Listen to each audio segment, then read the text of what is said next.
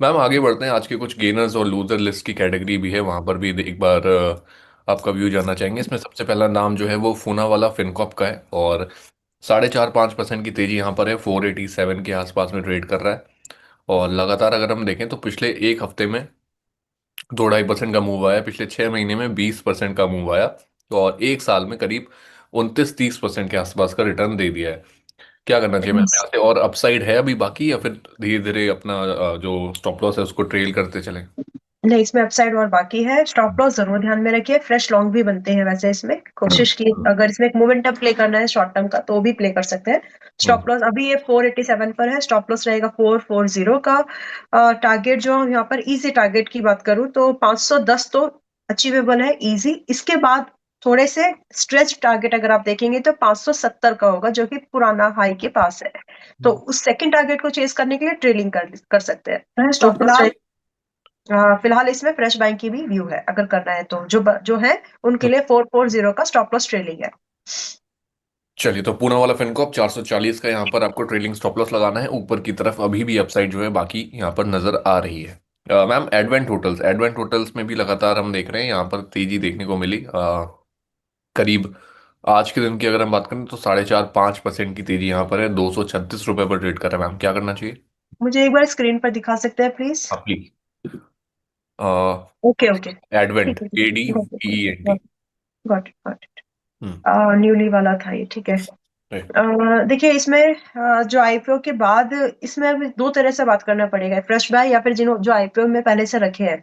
हम्म। तो what ever the case, आपको 215 रुपए 215 का एक ट्रेलिंग रखना चाहिए। अगर आप फ्रेश बाइंग भी कंसिडर कर रहे हैं तो आज भी चाहे तो कंसिडर किया जा सकता है, but stop loss should be very near and very small. तो 215 रुपए के स्टॉप लॉस के साथ इसको कंसिडर किया जा सकता है। डू एक्सपेक्ट टारगेट ऑफ 255 से लेकर के 290, और ये निकल जाए तो आप भी शायद चाहे तो निकल जाए। ट्रेलिंग करने की जरूरत नहीं है उसके बाद। ऑलराइट। तो मैम आज तो वेट करना पड़ेगा ना? आज तो 4-5% हो गया, अभी तो थोड़ा सा यस लेना यस। पड़ेगा। नहीं नहीं नहीं, अगर फ्रेश बाय भी लेना है तो वो 215 पर खरीदा जा सकता है। सॉरी, 215 के स्टॉप लॉस के साथ खरीदा जा सकता है। अच्छा, फ्रेश बाइंग कर सकते हैं इसी पॉइंट से? Yes yes. चलिए ठीक है। तो एडवेंट होटल्स आज के दिन पर ऑलरेडी तेजी है, करीब 4 से 5% की। अभी भी जो प्राइस चल रहा है 236 का, यहाँ से भी आप बाइंग कर सकते हैं। और फ्रेश जो है स्टॉप लॉस आपको यहाँ पर जो लगा सकते हैं हम 215 के आसपास के होंगे, और 255 और 290 ये टारगेट्स आपको आते हुए दिख सकते हैं। टाइम फ्रेम क्या होगा मैम? टाइम फ्रेम आप 3-4 हफ्ते का ही पकड़ के चले, मतलब it's a no pure time trade. Hmm. इसमें इन्वेस्टमेंट का व्यू नहीं है, इट्स प्योर ट्रेड। चलिए ठीक है। कुछ और काउंटर्स हैं मैम यहाँ पर, जिसमें आज के दिन पर तेजी है। वरुण बेवरेजेस का नाम है। वरुण बेवरेजेस में करीब 2-2.5% के आसपास की तेजी है। और लगातार अगर हम देखें तो पिछले एक साल में कंसोलिडेट ही कर रहा है। कंसोलिडेट भी नहीं कहेंगे मैम, करेक्शन बहुत ज्यादा आ गई है। 20-25% तो करेक्ट हो चुका है। क्या करेक्ट। करना चाहिए इससे यहाँ से? देखिए वरुण बेवरेजेस अभी चल रहा है 800। पहली बात तो डिस्क्लोजर, सुबह भी हमने इसको कहीं और पर भी डिस्कस किया है। सिमिलर व्यू मैं भी शेयर कर रही हूँ, और सिमिलर व्यू हमने अपने मेंबर्स को भी कॉल ट्रेड में इसको देके रखा है, स्विंग ट्रेड के लिए भी एंड ऑप्शंस में भी। So for us it's a breakout. और यहाँ से जो टारगेट की एक्सपेक्टेंस हम रख सकते हैं आराम से 495 से लेकर के 540 तक के, तो मिनिमम टारगेट मैं देख ही रही हूँ। इसके हम्म। बाद इसमें ट्रेलिंग कर सकते हैं। नाउ द बड़ा सवाल ये है कि अब खरीदें कि नहीं। तो थोड़ा सा खरीद तो सकते हैं, yes it's late a little, लेकिन 445 रुपए का स्टॉप लॉस अगर आप मेंटेन करके रखें तो आप इसको खरीदा जा सकता है। हमने अपने मेंबर्स को इसमें स्टॉक ऑप्शन में भी सुबह एक ट्रेड दिया था, जिसका टारगेट जो है 25 के आसपास है। अर्ली प्रॉफिट बुकिंग के लिए, ट्रेलिंग के लिए बताया था। तो व्यू जो है यहाँ से अपसाइड का मेरे लिए तो बनता है। आई एम सीइंग कि यहाँ से अभी रिबाउंड होने के बहुत ज्यादा चांसेस है। इन्वेस्टमेंट के लिए भी कंसीडर कर सकते हैं। ऑलराइट। मैम कुछ गेमर कैटेगरी भी है, उस पर भी चलेंगे, लेकिन इससे पहले एक काउंटर जहां पर कल के दिन पर बहुत ज्यादा गिरावट देखने को मिली वो था वर्लपूल इंडिया का। यस। और ये थी कि प्रमोटर एंटिटी जो है वो करीब 7-7.5% के आसपास का स्टेक वहां से बेच रहे थे। कल 10% की गिरावट, उसके बाद से थोड़ा हल्का जो है रिकवर होता हुआ दिखा, लेकिन उसके बाद से दोबारा 9-10% के बाद मैम कितना ही रिकवर कर लिया आएगा? वर्लपूल इंडिया को अगर इस पॉइंट से अगर आप देखो, क्या यहाँ पे आपका व्यू बन रहा है? क्योंकि आज के दिन पर तो चलो हल्की फुल्की जो है मैम तेजी है, लेकिन 10% का करेक्शन और प्रमोटर एंटिटी का 7-8% का स्टेक बेचना, निकलना। कैसे देख रहे हैं? ये दोनों ही न्यूज़ जो है ये जो एक्ट दिखा है प्राइस का रिएक्शन वो प्रोमोटर की होल्डिंग्स को बेचकर है, और ये इससे पहले भी हुआ है। ये हुआ था आई थिंक फरवरी में एक बार। तो उसके बाद भी ये एक मूवमेंट हुआ है। Now what to do next? तो अगर आप करंट लेवल पर आने की कोशिश कर रहे हैं, क्योंकि टेक्निकल सजेस्ट करता है कि यहाँ पर एक बाइंग का व्यू बनता है, क्योंकि इसमें जो बाइंग कर रहे हैं, जिन्होंने प्रमोटर्स ने जिसको बेचा है, वो है डोमेस्टिक इंस्टीट्यूशनल्स, क्योंकि उनकी यहाँ पर पोजीशंस बड़ी है, उनका यहाँ पर स्टेक बड़ा है।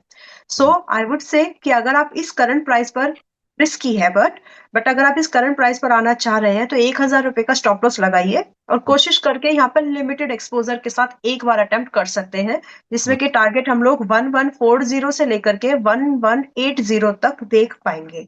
हम्म। दूसरी बात अब यहाँ पर यह है कि अगर 1,000 रुपए का स्टॉप लॉस हिट हो जाता है, we are not recommending this to our members, अगर 1,000 रुपए का स्टॉप लॉस हिट हो भी जाता है, तो आप यहाँ पर री एंट्री जो ढूंढने का प्लान करें वापस से, फिर वो 950 या 40 के आसपास करें, ताकि आपका एक एवरेज रिकवरी आपको मिल सके। बिकॉज दिस इज, मैं आज यहाँ पर ये पूरा इसलिए एक्सप्लेन कर रही हूँ क्योंकि इसी को आपको, चाहे मैं बाद में शो पर रहूं या नहीं रहूं, आप इसको मैनेज अच्छे से कर सके जब ये लेवल्स ट्रिगर्ड हो उस पर्टिकुलर टाइम पीरियड में।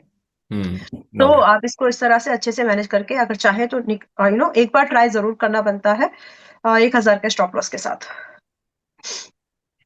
ऑलराइट मैम, चलिए तो गेनर कैटेगरी की बात हो गई। लूजर्स कैटेगरी में भी आज कई सारे नाम है। यहाँ पर सबसे पहला नाम जो है वो गेल इंडिया का है मैम। गेल हम्म। इंडिया को लेकर के भी एक खबर है। गेल इंडिया को लेकर के जो खबर है जिसकी वजह से आज गिरावट है, यहाँ पर petroleum and national gas regulatory board यानी कि पीएनजीआरबी की तरफ से जो उनका पाइपलाइन टैरिफ है, वहाँ पर जो है पाइपलाइन टैरिफ को बढ़ाने का जो अप्रूवल है वो कहीं ना कहीं आता हुआ दिखा।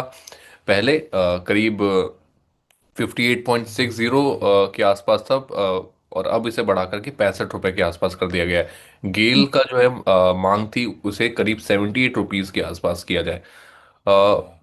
आई थिंक मैम इसी वजह से आज गेल का शेयर जो है फोकस में भी है, और आई थिंक 4-5% की गिरावट भी इसी वजह से आ रही है। क्या करेक्ट। कहना चाहिए मैम? देखिए इसका सीधा इम्पैक्ट जो है वो इस कंपनी के मार्जिन्स को लेकर के अभी खड़ा होता है कि और वो भी 2027 तक की बात हो रही है। हम्म। इसका मतलब है सीधा सीधा सा है कि ये जो डेंट है, जो स्पेक्ट मार्केट कर रहा था कि अगर ये इनके फेवर में आता है तो इनके रेवेन्यू बढ़ेंगे, लेकिन इनके फेवर में नहीं आया, दैट मीन्स एक्सपेक्टेड रेवेन्यू कम हो गया। नाउ वन मोर थिंग, इनकी डिमांड थी कि 2026 2025 से ये इनका प्राइसिंग होना चाहिए, लेकिन 26 से, अगले साल से वो स्टार्ट होगा। तो ये जो 4 क्वार्टर्स में जो डिफरेंस आएगा वो भी एक एक्सपेक्टेड था कि शायद वो हो जाए, तो वो होप जो थी, वो जो एक्सपेक्टेशन थी, उसको भी इन्होंने डिम, उसको भी मीट नहीं हुई है, हम्म। डिसअपॉइंटमेंट है। तो ये सारी चीजें हैं जो कि इसमें रेवेन्यू पार्ट पर इसके बैलेंस शीट्स में आगे वाले समय में दिखेंगी। नाउ सुबह जब मैं थी तो मैंने सुबह भी कहीं पर बोला था कि ये 173 174 पर है, देखना ही है तो 170 171 के स्टॉप लॉस के साथ इसको देखो, लेकिन हिट हो जाएगा स्टॉप लॉस जो है, क्योंकि हम्म। कई बार, ये मैं बार बार इसलिए बोल रही हूँ, कई बार जो 5-6% के गैप डाउन होते हैं इस तरह के पोटेंशियल स्टॉक्स में, तो वो लोगों को लगता है कि अरे ये तो बहुत अच्छा है, लेकिन हम्म। हर बार ऐसा नहीं होता, क्योंकि